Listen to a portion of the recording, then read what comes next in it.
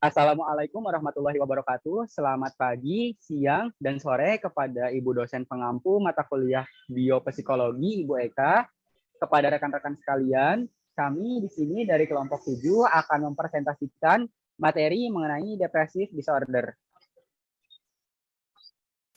Di sini kami terdiri dari 4 orang anggota kelompok. Yang pertama ada Ajeng Sinta, lalu ada Wafa Syahidatu, Reviana Dwi, dan saya sendiri Muhammad Fadil Harmain.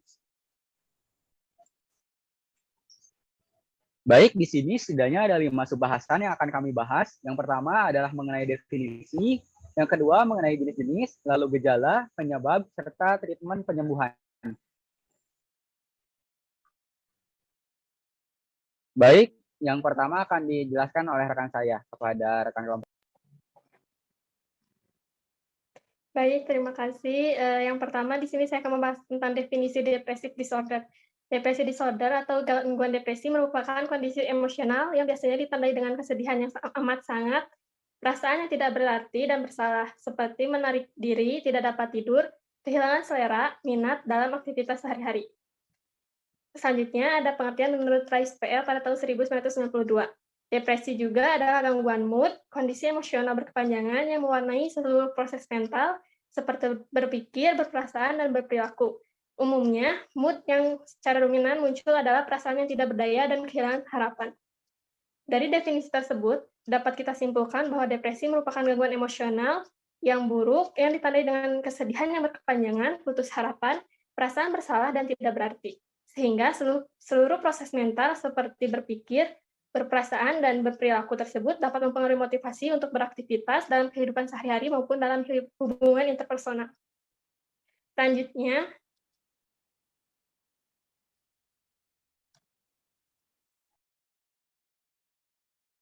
Baik, selanjutnya adalah jenis-jenis depresi. Yang pertama adalah depresi mayor. Depresi jenis ini merupakan depresi yang membuat penderitanya merasa sedih serta putus asa yang berkepanjangan. Simptom yang muncul biasanya terjadi selama beberapa minggu atau bahkan berbulan-bulan lamanya. Lalu yang kedua adalah depresi persisten. Di dalam depresi ini disebut dengan dispimia, adalah sebuah sebutan untuk depresi yang sudah kronis. Gejala yang muncul itu sama seperti depresi lainnya, namun untuk jangka waktu terjadinya gejala itu jauh lebih lama. Dalam depresi persisten ini, gejala yang muncul bisa terjadi dalam waktu berbulan-bulan hingga bertahun-tahun. Biasanya gejala akan muncul selama 2 bulan berturut-turut atau 2 tahun tapi hilang timbul. Lalu yang kedua adalah depresi psikotik. Dalam depresi ini ditandai dengan gejala depresi yang sangat berat dan disertai dengan halusinasi atau gangguan psikotik, di mana penderitanya akan mengalami halusinasi seperti melihat atau mendengar suatu hal yang sebetulnya itu tidak ada.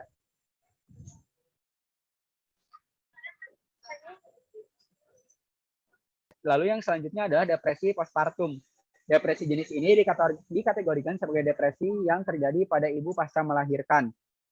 Selanjutnya adalah ada premenstruasi dysphoric disorder atau PMDD. PMDD ini adalah sebuah depresi yang terjadi pada wanita saat akan memasuki fase menstruasi. Hal ini sering disebut dengan sindrom pramenstruasi yang berat. Gejala ini akan muncul pada waktu seminggu sebelum datang bulan atau berhenti saat sudah menstruasi itu usai. Selanjutnya adalah bipolar. Gangguan ini didefinisikan sebagai gangguan mental yang ditandai dengan munculnya perubahan pada suasana hati yang sangat drastis. Orang yang mengalami bipolar ini akan mengalami sebuah gangguan yang mana gangguan tersebut akan merubah suasana hatinya yang asalnya ceria dan berubah menjadi sedih atau putus asa dalam waktu yang sangat cepat, dan perubahan itu terjadi secara drastis. Selanjutnya adalah gejala yang akan dipaparkan oleh rekan saya. baik, selanjutnya di sini ada gejala depressive disorder. Terdapat 3 gejala umum yang dapat terlihat dari gejala fisik, psikis, dan sosial. Di antaranya yang pertama ini adalah gejala fisik. Yang pertama itu gangguan pola tidur seperti sulit tidur atau insomnia atau tidur berlebihan atau hipersomnia. Selanjutnya ada menurunnya tingkat aktivitas, misalnya kehilangan minat, kesenjangan atas hobi atau aktivitas yang sebelumnya disukai. Terus yang ketiga ada sulit makan atau makan yang berlebihan. Yang keempat ada gejala penyakit fisik yang tidak hilang seperti sakit kepala, masalah pencernaan, sakit lambung, dan nyeri kronis. Selanjutnya ada terkadang merasa berat di tangan dan kaki, dan juga energi lemah, kelelahan, dan juga menjadi lamban. Dan yang terakhir adalah sulit berkonsentrasi, mengingat, dan memutuskan. Selanjutnya adalah gejala psikis. Yang pertama itu merasa sedih, cemas, atau hampa yang terus-menerus. Lalu yang kedua ada rasa putus asa dan juga pesimis. Yang ketiga adalah rasa bersalah, tidak berharga, rasa terbebani, dan tidak berdaya. Yang keempat ada tidak tenang dan gampang tersinggung. Yang kelima berpikiran ingin mati atau bunuh diri. Yang keenam itu sensitif, dan yang terakhir itu kehilangan rasa percaya diri. Dan di sini juga ada gejala sosial. Yang pertama itu menurunnya aktivitas dan minat sehari-hari, seperti menarik diri, menyendiri, dan juga malas. Yang kedua tidak ada motivasi untuk melakukan apapun. Dan yang terakhir itu hilangnya hasrat untuk hidup dan keinginan untuk bunuh diri. Selanjutnya akan dilanjutkan oleh rekan saya.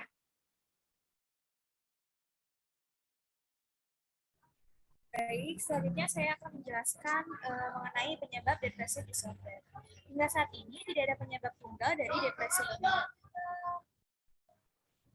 Kondisi ini disebabkan dan dipicu karena berbagai alasan.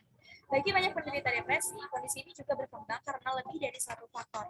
Penyebab umum dari kondisi ini diantaranya adalah yang pertama, masalah biologis. Seorang yang mengidap depresi kemungkinan mengalami perubahan fisik di otak. Meski begitu, tingkat signifikan dari perubahan ini belum diketahui secara pasti, namun pada akhirnya dapat membantu untuk menentukan sesuatu yang menyebabkannya. Yang kedua adalah gangguan kimia pada otak. Sebuah penelitian menyebutkan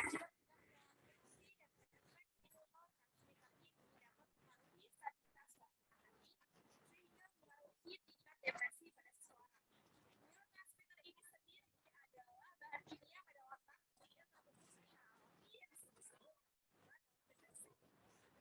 adalah gangguan pada keseimbangan ini dapat memicu terjadinya depresi. Hal ini kerap terjadi selama kapan bulan dan beberapa minggu atau bulan setelahnya, atau yang disebut dengan pasca vaksin. Selain itu, seseorang yang mengalami masalah menopause serta beberapa kondisi lainnya juga berpotensi pada depresi. Yang keempat adalah penyakit keturunan. Masalah depresi lebih beresiko terjadi pada seseorang dengan keluarga inti yang pernah mengidapnya. Disebutkan jika gen dapat mempengaruhi risiko dari penyebab depresi. Yang kelima adalah peristiwa kehidupan. Stres, kematian, orang yang dicintai, peristiwa yang mengecewakan atau disebut dengan trauma, isolasi dan kurangnya dukungan dapat juga menyebabkan depresi. Yang keenam adalah kondisi medis. Rasa sakit dan penyakit fisik yang berkelanjutan dapat menyebabkan depresi juga. Mengidap penyakit kronis seperti diabetes, kanker, dan penyakit Parkinson lebih rentan mengalami depresi.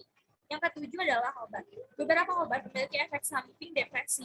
Contohnya adalah narkoba dan alkohol juga dapat menyebabkan depresi atau memperburuk.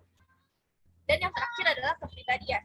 Orang yang mudah kewalahan atau mengalami kesulitan mengatasi situasi tertentu lebih rentan untuk mengidap depresi. Selanjutnya akan dijelaskan oleh rekan saya. Untuk selanjutnya adalah mengenai treatment.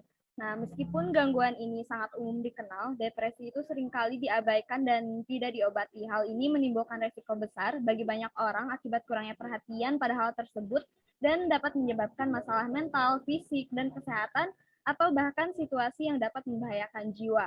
Nah, psikolog menghususkan diri dalam mengobati depresi melalui terapi bicara, psikiater, dan di sisi lain menangani pasien yang membutuhkan obat resep untuk mengelola gejala depresi.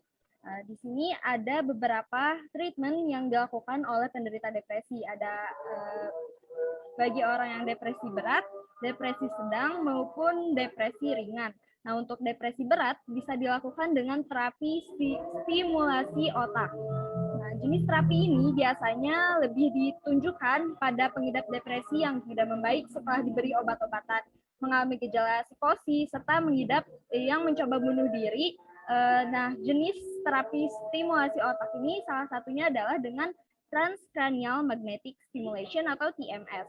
Jenis stimulasi otak ini dilakukan dengan menggunakan energi magnet yang diubah menjadi arus listrik di bawah tengkorak pasien, dan prosedur ini bertujuan untuk membantu mengatur emosi si pasien. TMS ini adalah pengobatan tambahan yang dikombinasikan dengan pengobatan dan non-invasif atau tidak memerlukan operasi. Nah, selanjutnya untuk pengidap depresi sedang. Yang pertama dengan menjalankan psikoterapi, terapi psikologis atau terapi wicara, terapi perilaku kognitif, dan terapi antar pribadi.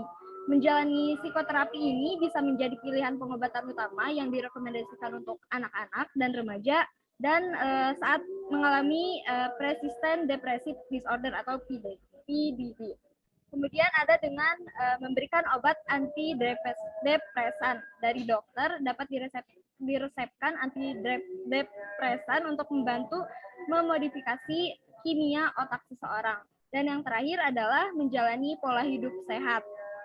Mengapa pola hidup sehat ini perlu? Karena pengobatan harus didukung dengan pola hidup sehat juga untuk membantu meredakan si gejala yang muncul. Nah, pola hidup sehat ini yang dianjurkan adalah mencukupi waktu tidur, kemudian rutin berolahraga, mengkonsumsi makanan sehat bergizi seimbang, jangan mengkonsumsi alkohol, serta selalu mengungkapkan apapun yang dirasakan pada orang terdekat. Kemudian yang terakhir adalah untuk pengidap depresi ringan. Nah, untuk pengidap depresi ringan ini terdapat program untuk membantu diri sendiri serta kelompok dukungan dari sebaya atau disebut dengan peer support group yang dapat direkomendasikan oleh dokter atau psikiater. Baik, dikembalikan kepada moderator. Baik, terima kasih banyak atas atensi yang saya berikan. Jika ada jawaban, dipersilakan untuk memberikan jawaban di akhir sesi video ini. Terima kasih. Assalamualaikum warahmatullahi wabarakatuh.